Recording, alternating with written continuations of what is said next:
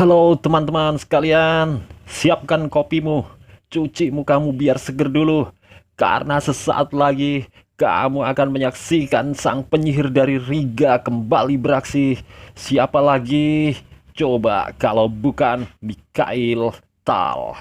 Di video ini Tal akan ngajarin kita sihir bagaimana membombardir pertahanan lawan. Dan siapa lawan Tal yang terkena sihirnya? Dia pecatur asal Jerman dengan nama Weborns. Bagaimana gilanya sihir bidak-bidak Tal dalam mengurung gerak Raja Hitam, menggiring Raja Hitam ke petak kematiannya, langsung saja menuju medan tempurnya. Di sini, sang penyihir Mikhail Tal pegang buah hitam dan Weborns memegang putih. Uwe mengawali permainan dengan pion E4. Dibalas Tal pion C5. Pembukaan Sicilia defense. W gajah ke F3. Tal pion D6. W mengajak pertukaran pion. Pion dimainkan ke D4. Tal menerimanya. Pion kali pion D4. Kuda pukul pion D4. Dan setelah itu Tal memainkan kudanya ke F6. W pun mengembangkan kudanya ke C3. Tal pion A6. Gajah C4. Pion E6. Gajah B3. Pion B5. Menteri ke E2. Dan gajah E7. Gajah E3. Dan Tal rokade pendek. W pion F3. Hitam gajah B7. Rokade panjang. Tal memainkan kudanya ke D7. Persiapan ke C5 menyerang gajah yang memantau diagonal penting H2G8. Setelah dirasa cukup aman posisi raja, keduanya pun memulai dengan serangan brutal. Diawali Uwe mulai menyerbukan pionnya ke sayap Raja Hitam. Pion G4 dimainkan. Hitam kuda ke C5 mengancam gajah.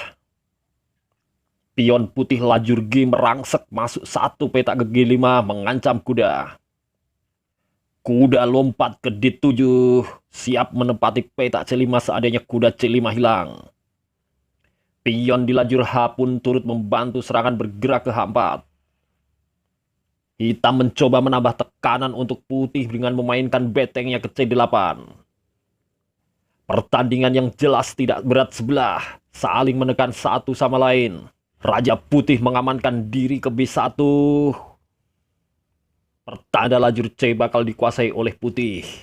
Penghalang di lajur ini perlahan mulai dilenyapkan satu persatu oleh sang penyihir. Pion masuk menusuk mengusir kuda. Pion B4. Hanya ada satu petak pelarian kuda 4. Pertukaran kuda pun tak terelakkan lagi. Kuda kali kuda A4. Gajah kali kuda. Dan benar saja seperti yang sudah diduga sebelumnya. Tal memainkan kuda yang tersisa ke C5. Sambil mengancam gajah. Gajah sembunyi lagi ke B3. Pion hitam di lajur A dimainkan Tal. Mencoba menangkap gajah dan yang lebih penting lagi meluluh lantakkan blokade pion yang masih tersusun rapi di depan Raja Hitam. Pion A5. Gajah petak terang putih pindah ke C4. Dan pion A terus masuk ke dalam pion A4. Uwe memainkan beteng ke G1. Pion D5 memaksa dipukul pion lawan, atau kalau nggak dipukul, gajah meninggal. Pion pukul pion, dan Tal membalas gajah pukul pion D5 mengajak pertukaran. Uwe menolak, dia tampaknya lebih suka gajahnya ditukar dengan kuda. Gajah geser ke D3, dan hitam pion B3. Uwe memainkan pionnya pula, pion H5.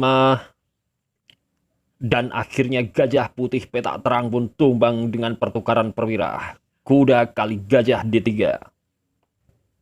Pion kali kuda. Dan Tal memainkan pion E5. Ancaman terhadap kuda yang duduk manis di lajur pusat dari awal permainan. Uwe tidak mengamankan kudanya, dia mainkan pion ke G6. Kuda pun jadi santapan lezat pion. Pion kali kuda di 4. Ambil mengancam sang gajah, petak gelap putih. Uwe mengabaikan ancaman itu dan lebih suka memainkan menterinya ke G2. Tal mengamankan posisi petak penting di lajur G, yaitu petak G7 dengan memainkan gajahnya ke F6. Ya, hitung-hitung sambil menguasai diagonal penting A1 H8. Dan pion-pion putih terus menusuk ke dalam. W pion H6. Baku hantam pun terjadi, pion kali pion G6.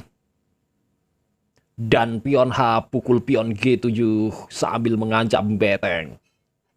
Situasi semakin memanas teman-teman sekalian. Ancaman beteng hilang pun diabaikan oleh Tal. Tal mencoba menangkap menteri dengan memainkan betengnya ke C2. Menteri cari petak, pindah H3 sambil menekan pion H7 yang sangat lemah. Dan di sini sihir sang penyihir pun mulai dikeluarkan. Beteng kali pion B2. Langkah pengorbanan beteng, beteng yang sangat beracun bila dimakan. Dan saya sedikit berikan analisa apabila Raja Putih berani memukul beteng di B2. Raja kali beteng, Tal akan memukul gajah, pion kali gajah, E3, discover skak, pion menutup, dimakan lagi oleh gajah skak,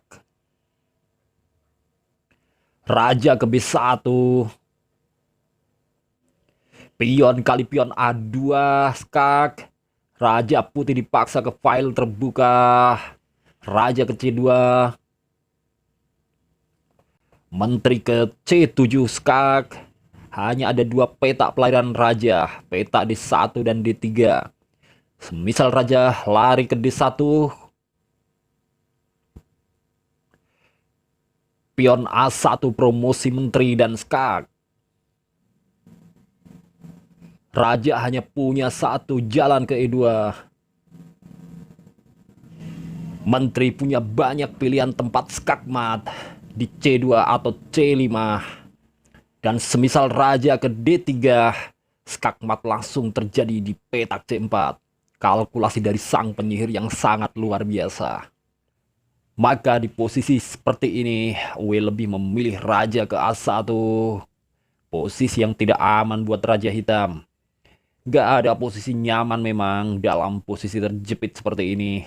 Raja ke C1 pun malah memperparah kondisi. Maka di posisi ini, Uwe raja A1, Tal pun memaksa Uwe untuk memukul betengnya. Beteng B1 skak. Langkah paksaan, Uwe raja kali beteng B1.